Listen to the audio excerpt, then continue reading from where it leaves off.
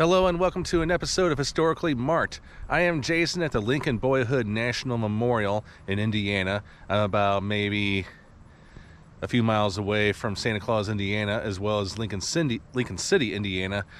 And behind me is the Visitor Center, which is unfortunately closed. I understand right now the National Park Service is kind of going through a little bit of cuts right now, so I feel for all the workers and park rangers.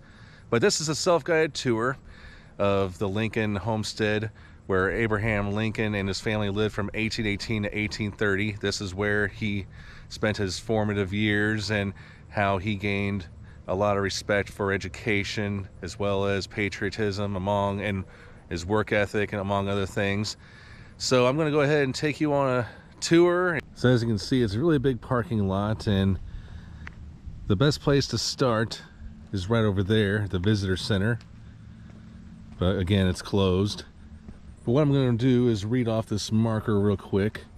The Lincoln Boyhood National Memorial represents an important expression of the nation's respect and reverence for Abraham Lincoln.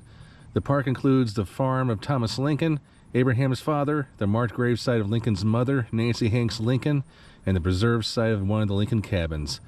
A more recent addition in this memorial building, completed in 1943, which pays tribute to Lincoln's Indiana roots. The building features 2 memorial halls and 5 sculptured limestone panels that mark significant stages in the life of Abraham Lincoln. The building also serves as a Parks Memorial Visitor Center and is a good place to begin your visit. And I'll be visiting all these sites. And here is a map. And then here's a picture of Abraham Lincoln as a teenager, the young rail splitter. At the time I'm doing this video, this center is open from Wednesday through Sunday, 9 to 5, closed Monday and Tuesdays. And this is not the spot where the Lincolns lived, but I mean, I guess it was pretty much considered their homeland. Let's start over here.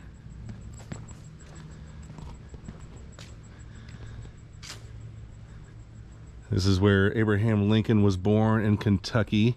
If you watch my previous 2 videos of his life in Kentucky.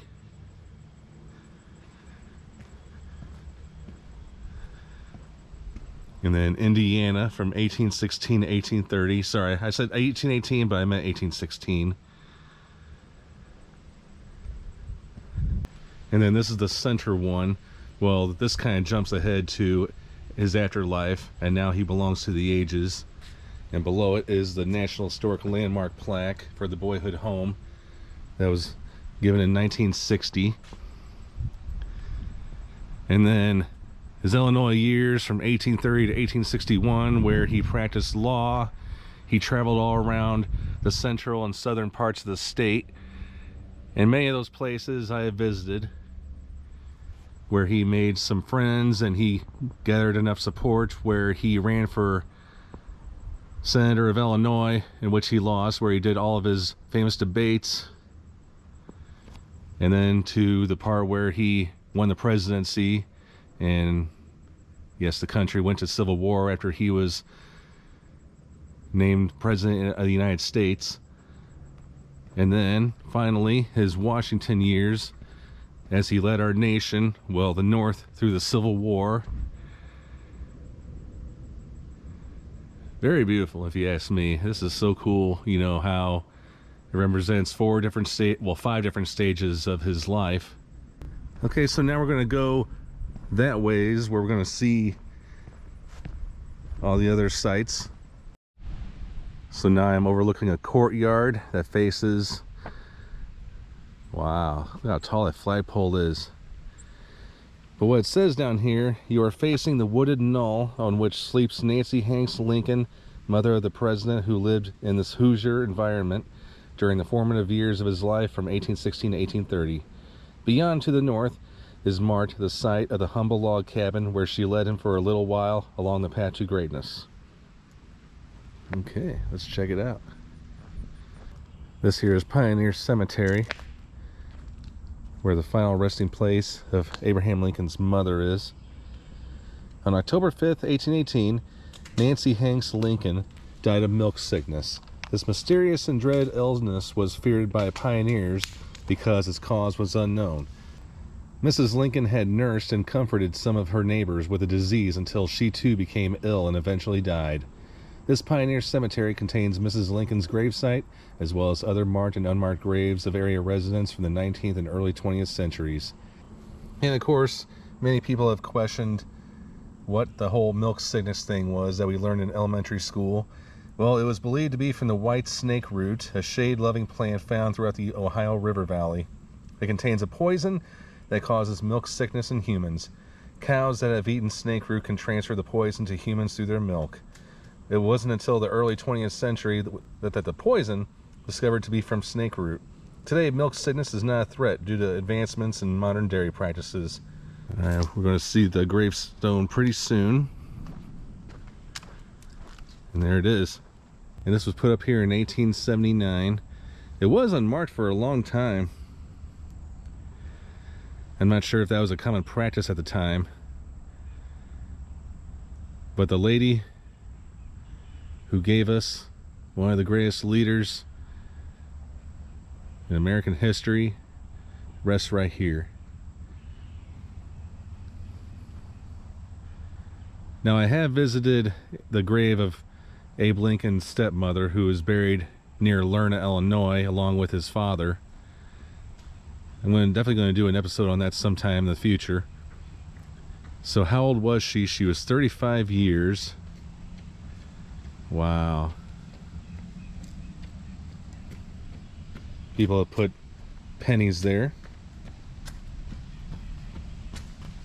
And so a little history about this gravesite. Now, we already know from that marker it said that it was unmarked. Well, dating back to 1868, just 3 years after the Civil War had ended and after Lincoln's death, a Civil War veteran by the name of William Q. Corbin visited the Boyhood home of its former commander-in-chief. Corbin was dismayed by the unkept appearance of the gravesite and wrote a poem on this. The poem, which was published in the Rockport Journal in November 1868, was among the first known public accounts of the grave's poor condition. And then about 6 years later, a Rockport businessman by the name of Joseph D. Armstrong erected a 2-foot-tall marker on the site, inscribed with Nancy Lincoln's name. But a few years later, it disappeared, and so that's when it was decided by others to raise money to have a marker here, and it was $50. Actually, it was $100. Part of it was solicited from area residents, and then that's why there is an iron fence around this grave. And what you're hearing is a train, of course, from nearby railroad tracks. Going to take a look at the cemetery here.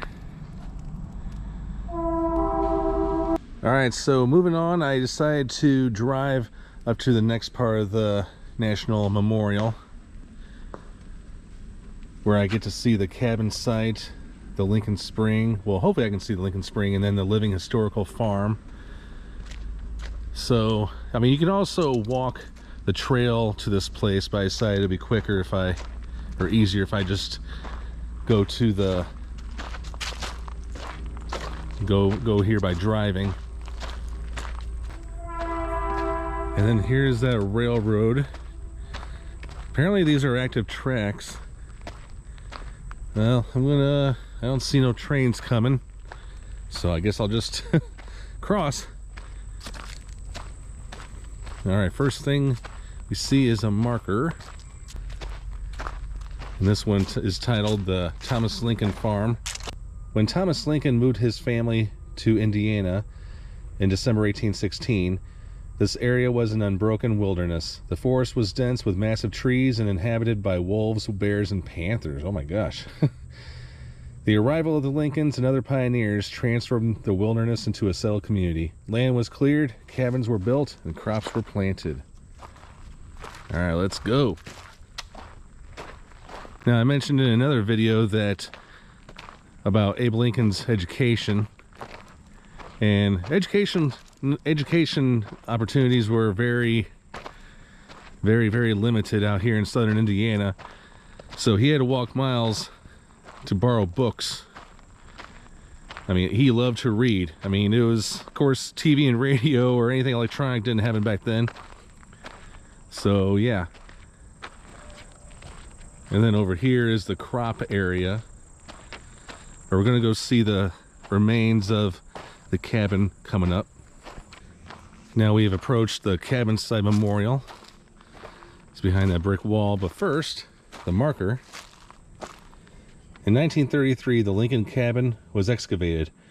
Workmen uncovered the remains of sill logs and hearthstones and built a stone wall. Later, the bronze fireplace and sill log casting were placed on the site to outline where the cabin stood. Some of the original hearthstones are now on display in the Memorial Visitor Center. Alright, so it looks very small, but still, I mean, as long as there was a roof and as long as there was something to keep the Lincolns warm during the cold winters and nights, you know, it was a way to live. And I did read where, you know, life was, I don't want to say it was easy and the good life, but I mean, the Lincolns were able to adjust the first 2 years of living here in Indiana. I mean, kind of like a new chapter, and it's like, well, you just gotta embrace it. Well, I mean, Lincoln did grow mentally and physically. He learned how to deal with loss with, of course, the death of his mother, but I mean, Lincoln learned to move on, of course. And here, let's get a better look at that fireplace. All right, there you go. Pretty nice. I mean, I don't know how many rooms were there, but not that it matters, as long as, I mean, it was just a good way of starting and living a new life. And Lincoln had his first jobs here in Indiana. He was a store clerk, and yeah, he was a rail splitter, but he also went down to New Orleans to deliver produce by boat, and that was where he witnessed a slave auction in NOLA, and that's what that incident helped influence the way he was politically, because that's where he saw slavery as evil. All right, now here is the historical farm. Okay, so while the pioneer family spent most of their time working outdoors, this one-room log cabin was the center of family life. Here they gathered to eat, sleep, and share their lives on the Indiana frontier of the 1820s. Okay. The door looks a little modern, but hey, nothing can be perfect. Let's check out the back. And yes, this would be the backyard. I believe that's probably a storage shed. There's got to be an outhouse here somewhere. Oh, that's a good place to put a fire. Okay, let's see what that is. Okay, so that was the carpenter shop. Now, Lincoln's dad was a woodworker. Oh, it says on here too. Because Thomas Lincoln was a carpenter, reenactors working in the carpenter shop used historically accurate tools to build furniture and other implements for use in the farm. Okay. That right there is the chicken coop. Yeah, we can't go in, but like most pioneer families, the Lincolns owned what were commonly called the barnyard fowl, which may have included a few geese. The pioneers usually left the chickens to fend for themselves, but it was common to have some type of chicken coop for modest shelter and a convenient place to gather eggs. And then here's a barn. It housed frontier livestock such as horses, sheep, and the family cow. And milk from cows and wool from sheep were staples to pioneer families.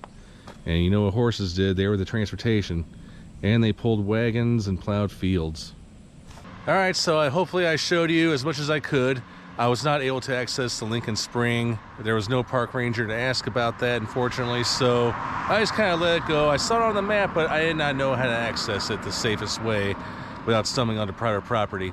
But I hope you learned a lot about Lincoln during his formative years here in the great state of Indiana.